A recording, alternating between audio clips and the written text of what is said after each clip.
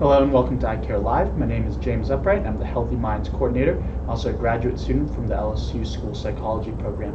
Today I'm joined by Lieutenant Don Stone, the Crime Stoppers Coordinator. Thank you very much for your time and coming in to be with us today.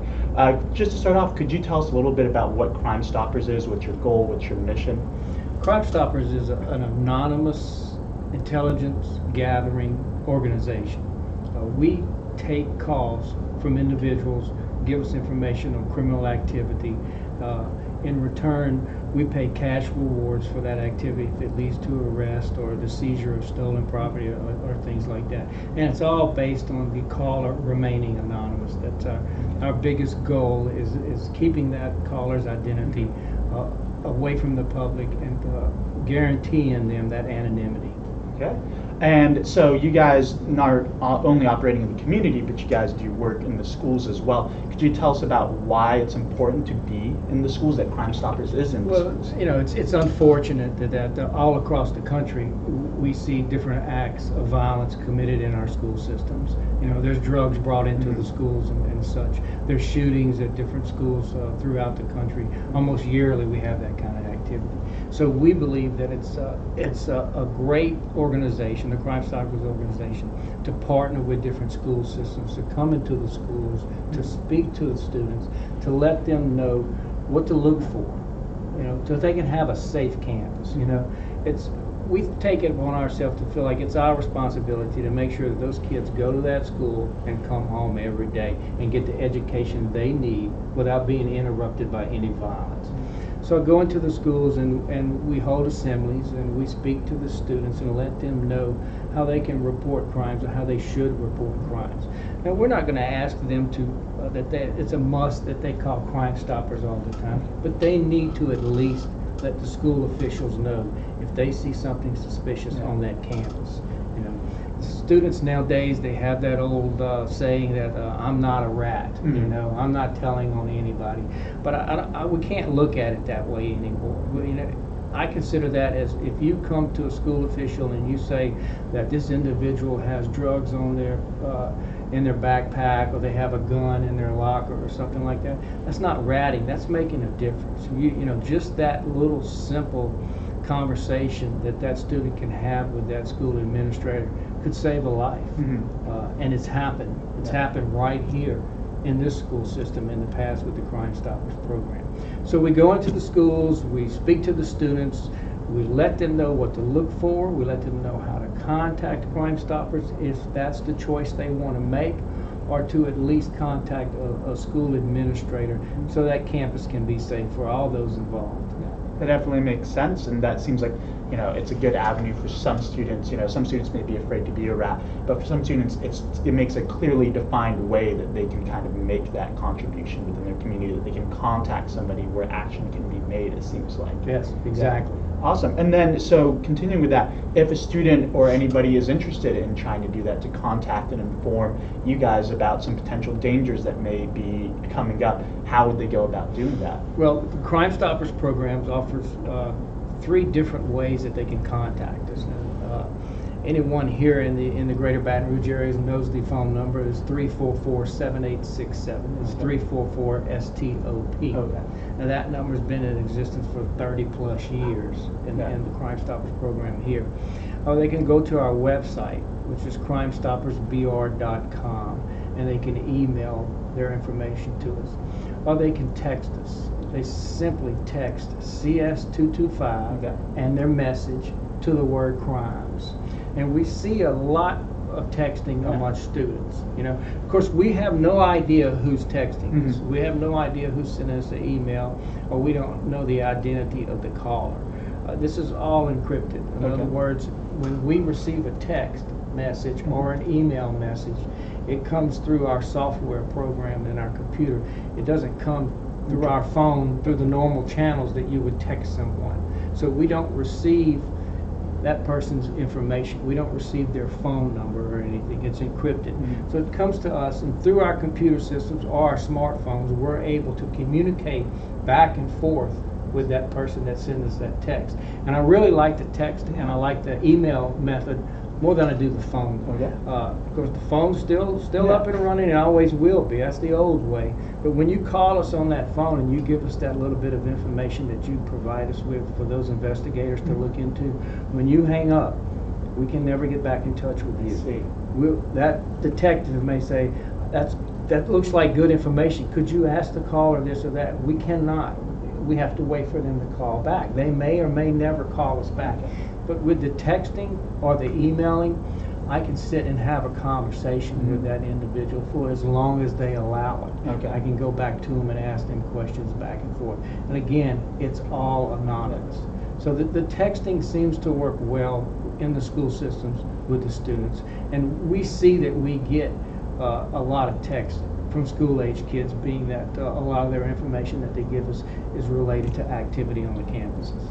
It sounds excellent. Like you guys seem like you're very dedicated to maintaining the anonymity of the people that are providing you the information. That is our most Yeah. important. I mean, if just one person's identity was to be released, and we don't get anybody's identity in the first place, but if somehow just one person's identity was to be released and that person's life was jeopardized because of the Crime Stoppers program, we're talking 1,500 Crime Stoppers programs in 20 different countries that could be jeopardized by the releasing of just the identity of one person in one little local community like the Greater Baton Rouge area. So that's very important to us, is making sure that that person that provides us that information, their identity remains anonymous. Yeah, that seems like that definitely makes sense in that way. So you said that you guys have been in operation, that phone number has been in operation for 30 years, and you guys are connected on a larger network. Can you tell us about that? So this is a larger organization. Right. The Crime Stoppers is not unique just to the Baton Rouge area. Crime Stoppers has around 1,500 programs in 20 different countries. There's several programs right here in the state of Louisiana.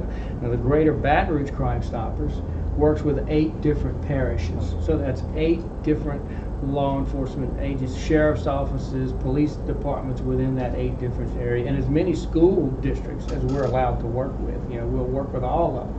We'll come into the school systems and we'll sit down and we'll talk to all of those school systems, if they allow us into them. But yeah, we have a network. It's unbelievable how our network is.